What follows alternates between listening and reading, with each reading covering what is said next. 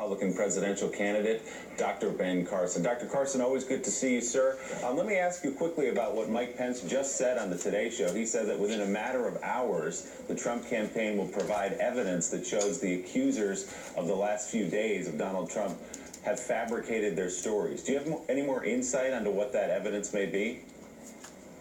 No, I do not have any insight into that, although I do have common sense. And, for instance, if somebody's sitting next to you in the first class section of the airplane, there are stewardesses, there are other people around, and there's this gigantic armrest.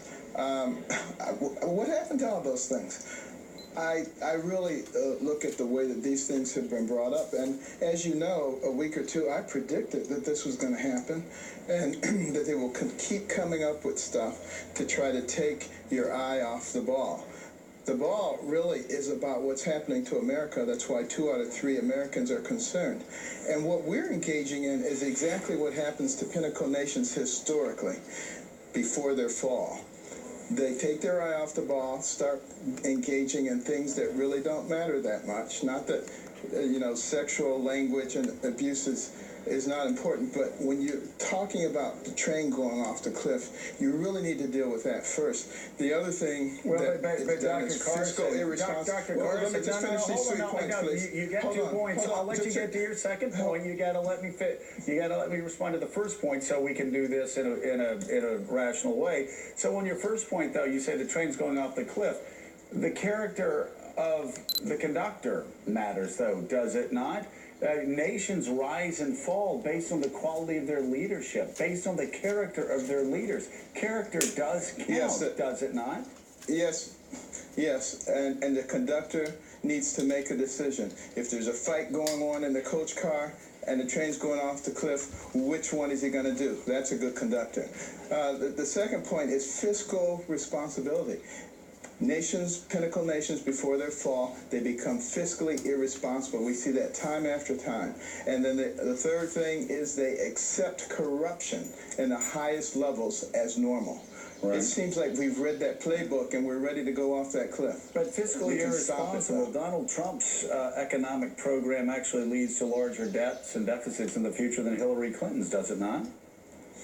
It depends on which economist you want to look at, but let's throw the economists out and let's use common sense. Well, let's use math. And let's look at common sense.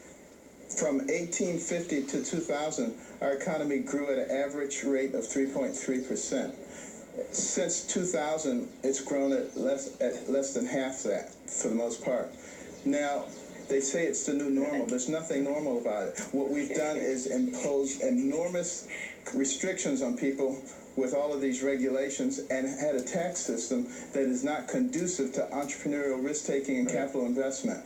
We have historical evidence that shows what works and what doesn't. And then people say, well, when you cut taxes, when Bush cut taxes, the deficit went up. Of course it went up because we got involved in 2 wars, which I didn't agree with. Catty Kay here, you just said throw the economists out. That really smacks of something that happened during the Brexit campaign in the UK when one of the lead campaigners said we don't want economists. Because they've done such a great job of helping us to get into good condition. That's why I throw them out. It's kind of anti-elite idea that we don't want experts telling us about the economy. Since Brexit, of course, sterling has tanked and it's been a problem for the British economy. So perhaps having experts telling us about the economy is not such a bad thing after all. I want to push you on this allegations of sexual abuse, because you seem to be suggesting this morning in this interview with your description of the first-class cabin and in previous interviews that these women are lying. The real reason that women who have been sexually abused don't come forward to talk about their stories is precisely this, that all too often they are accused of being liars. Are you saying that these women are lying? That's your characterization, because you need to characterize it that way to try to make me the bad guy. It's a question. Stop. Hey, can you turn her microphone off, please? No. Turn your microphone off so I can talk. No. It's a simple question. Yes or no? Do you believe these women are lying or not? Nobody's trying to paint you as a bad guy. We just want an answer. Straight talk. It doesn't matter whether they're lying or not. Of course it matters. What matters is, listen, it doesn't matter whether they're lying or not. What matters is that the train is going off the cliff. We're taking our eye off of that, No, and we're getting Mr. involved in other Dr. issues Carson, that can be taken care of later. If the campaign is saying, and you are suggesting that they are lying because this possibly couldn't have happened because of the way that first-class cabins are designed and their air hostesses there, Would you listen, which is would you implying that listen you think for a they are moment? lying, that they're not telling the truth, Do you then guys that's have a a plug, huge please? issue. Okay. Here's what we need to be thinking about. I love the fact that all of a sudden you want to talk about morality in our country. I would love us to bring back our Judeo-Christian values and begin to teach those things and emphasize them at a time other than a political election. Let's do that. But right now, the train is going off the cliff. Are they not relevant? You've got to understand that. Dr. Carson, you definitely know how bruising a primary battle can be. But the entire time you ran for president, you were not accused of a sexual transgression the entire duration of your race, except perhaps by Donald Trump, who referenced you somewhat as a pedophile in a completely unfounded and ridiculous statement. What does it say that there are 1, 2, 3, 4, multiple accusations about Donald Trump, and you didn't have a single accusation like that against you? Again, not the important issue. It's like hitting against a brick wall, getting people, and particularly people in the news media, to understand how much trouble we're in. Look at what's happening to the future of our children. We got a almost $20 trillion national debt. A fiscal gap of $200 trillion. Carson, 50% of the electorate are women. You think about what's happening with our borders. You think what's happening with our jobs. You think about what's happening with education. You look at all the division that's going on in our country. A house divided against itself cannot stand. It's like you need to shake people and say, look, you folks, said something we that got to was deal with this. fascinating. These are not Republican or Democrat issues. This is America we're talking about. Wanted to Get talk it through about your thick skulls. Yeah, my fold's not really that thick. I think Judeo-Christian values should apply not only when we're not in the midst of a campaign, but I think it should apply in a campaign. You said, let's just push the Judeo-Christian ethics to the side during the middle of the campaign. Let's talk about it later. Shouldn't they apply now as much as usual, as much as at any time? Why is it that you people in the media like to take something that someone said and then try to recharacterize it as something else so that you can then come back and say, this is what he said? Why not just listen to what I'm telling you? I am listening to what you're telling me, and you can go back, and the great thing is we have transcripts and we have tapes, and you said we shouldn't focus on Judeo-Christian values right now. It's on the transcript. It's on the tape. Do you think Judeo-Christian values apply during campaigns or only after campaigns? Now, let me tell you what I actually said, and I'm glad it is on the tape. I am too. I said I would love for us to engage in a conversation on Judeo-Christian values, and I would love for us to bring morality back. And we need to do it at times other than a political campaign. But we're not doing that. Right now, what we need to do is concentrate on the reason that 2 out of 3 Americans feel that our country is on the wrong track. In the media, the reason that you are protected by our Constitution is because you're supposed to be objective and on the side of the people and helping them.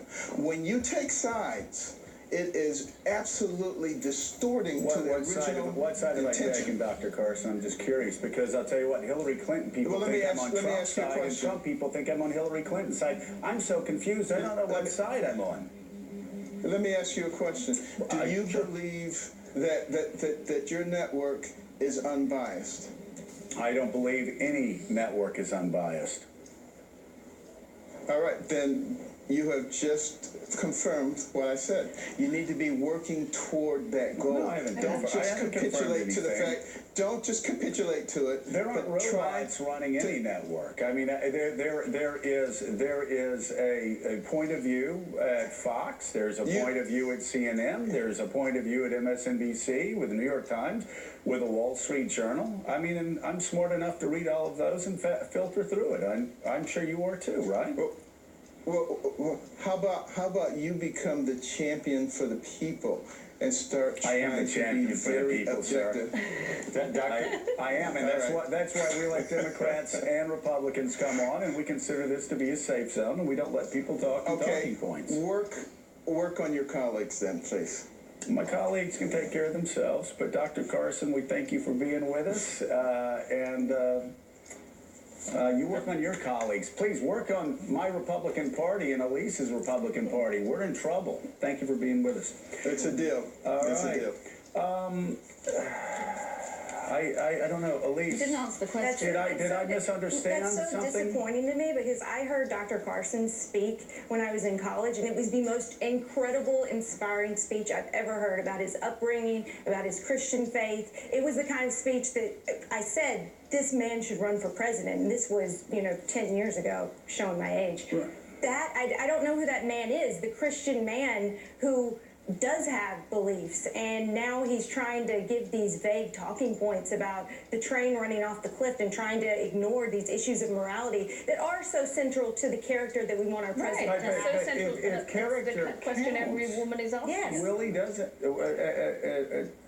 doesn't character count? And Caddy, doesn't character count now Of course it counts. more than ever? More than ever. If you talk about Judeo-Christian values in government, you don't put them aside now, right? I don't understand. The question we asked We're talking was a very about- simple question. It was a totally non-biased question. Does he Think the women are lying? think the women are lying? Yes or no? Right. He also said in the Fox and Friends interview yesterday that the guarantee from the New York Times to these women was, we'll give you fame. This is, so the Which idea is why there's the this- idea that sexual assault accusers come forward to become famous is so not just preposterous but offensive as to be I don't want to dismiss the campaign, but I just think, to Elise's point, Dr. Carson knows better. Yes. Yeah. And, as you say, Elise, as a man who is accused of being a pedophile, like a pedophile, in the primary campaign, I'm doubly surprised. It just flabbergasted me. I don't see how he can get up and do that. I really don't. All right, Morning Joe. We'll be back in a moment, and I guarantee you no colleagues, Willie, will be worked on. I think we're just We'll keep our fine, microphones right? open. Thanks. All right.